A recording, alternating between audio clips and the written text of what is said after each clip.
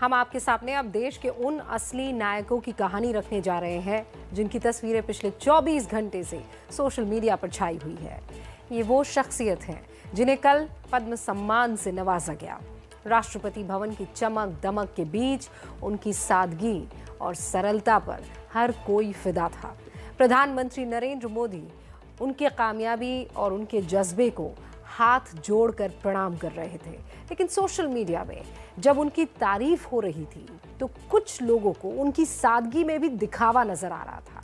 आज उन तमाम लोगों को मास्टर स्ट्रोक की स्पेशल रिपोर्ट देखनी चाहिए, क्योंकि ये नंगे पैर वाले उन नायकों की कहानी है जिनकी अगवानी करके रायसीना के रेड कार्पेट गौरवान्वित महसूस कर रही है। सोमवार की सुबह राष्ट्रपति भवन के दरबार हॉल में पद्म सम्मान खुद सम्मानित महसूस कर रहा था।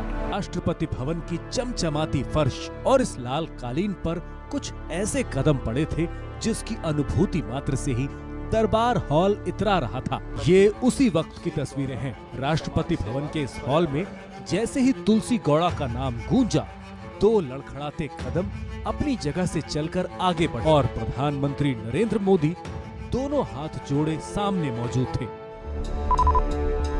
सोशल मीडिया में पिछले 24 घंटों से ये तस्वीर सुर्खियों में है।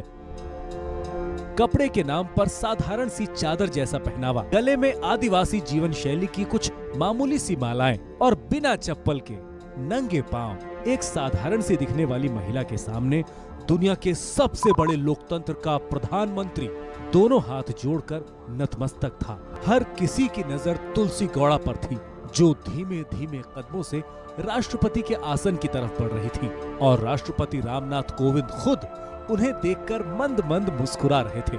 कर्नाटक के होनाली गांव की रहने वाली तुलसी गौड़ा है, जो कभी स्कूल नहीं गए, लेकिन उन्हें पेड़ पौधों और जड़ी बूटियों का ऐसा ज्ञान है कि उन्हें इंसाइक्लोपीडिया ऑफ फॉरेस्ट कहा जाता है। राष्ट्रपति भवन में जब तुलसी गौड़ा को पद्मश्री अवार्ड से सम्मानित किया जा रहा था तो उनकी इस कामयाबी पर हर किसी की आंखों में चमक दिख रही थी और दरबार हॉल तालियों की गड़गड़ाहट से गूंज रहा। पिछले 24 घंटे से लोग गूगल पर तुलसी गौड़ा के बारे में जानकारी जुटा रहे हैं और उनके बारे में जानने की कोशिश कर रहे हैं, लेकिन उनका परिचय बस इतना है कि वो पिछले 6 दशकों से पर्यावरण संरक्षण के काम में जुटी हुई हैं। ये कर्नाटक के दावणगेरे जिले का वही होनाली गांव है जहां की हरियाली में तुलसी की महक महसूस की जा सकती है। पेड़ पौधों से उनका रिश्ता आज का नहीं, दशकों पुराना है। तुलसी खुद बताती हैं कि उन्होंने 20 साल की उम्र में ही पेड़ पौधों को अपनी जिंदगी में शामिल कर लिया था।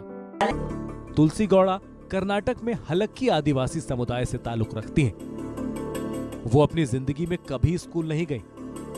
छोटी उम्र में वो अपनी माँ के साथ नर्सरी में काम करती थी। वहीं से उनके अंदर पर्यावरण के लिए काम करने का जज्बा आ गया।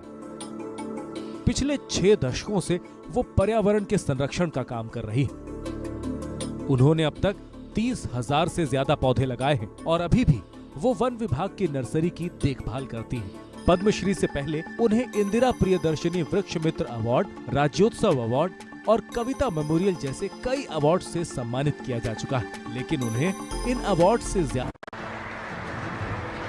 कर्नाटक की ऐसी ही एक शख्सियत का नाम है हरेकला हजब्बा। मैंगलोर की सड़कों पर टोकरी में संतरा रखकर बेचने वाले हरेकला की हैसियत का अंदाजा उनके कपड़ों से मत लगाइए। एक दिन पहले ही राष्ट्रपति भवन का हॉल उनके नाम से गूंज रहा था। सफेद शर्ट, सफेद धोती और सफेद ही गमछा लिए हरेकला हजब्बा जब बिना चप्पल के अपनी सीट से उठकर आगे बढ़े तो वहां मौजूद हर शख्स उनकी सादगी का कायल हो गया। राष्ट्रपति रामनाथ कोविंद ने उन्हें पद्मश्री से सम्मानित कर सामने देखने के लिए इशारा किया तो उन्होंने बेहद सरलता से हाथ जोड़कर पहले राष्ट्रपति की तरफ देखा, फिर कैमरे की तरफ देखने लगे। सम्मान लेकर जब वो अपनी सीट की तरफ लौट रहे थे तो प्रधानमंत्री मोदी और गृह मंत्री अमित शाह उनकी सादगी को एकटक निहार रहे थे और इसकी खुशी उस गांव के बच्चे भी महसूस।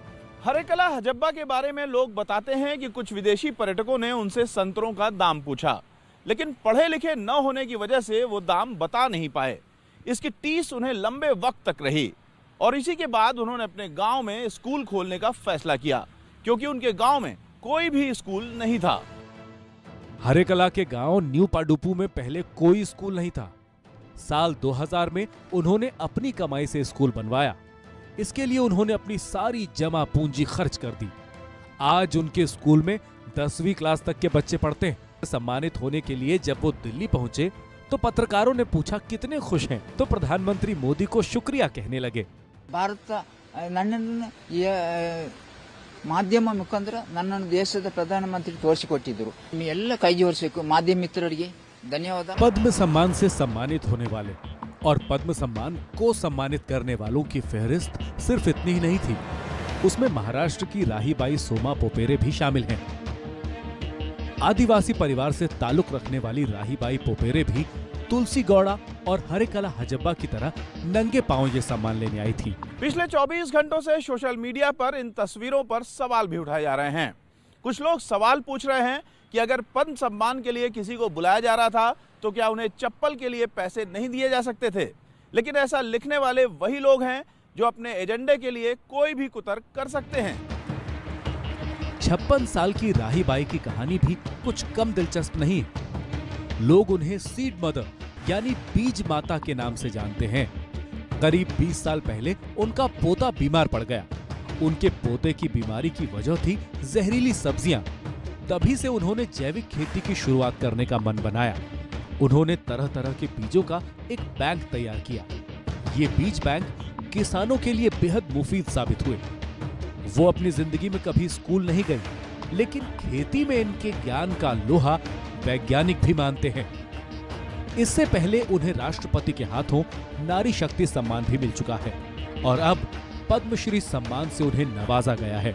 ये तमाम तस्वीरें इस धारणा को कमजोर करती हैं कि पद्म पुरस्कार के लिए बिछाई गई ये रेड कारपेट उन लोगों के लिए नहीं है जो चमक दमक के बीच रहते हैं और जिनकी पहुंच सत्ता के गलियारों तक होती है।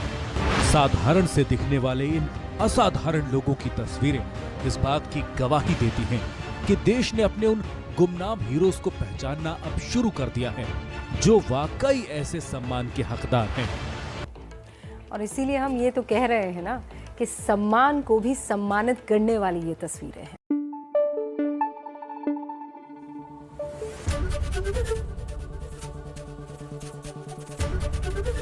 ABP न्यूज आपको रखे आगे।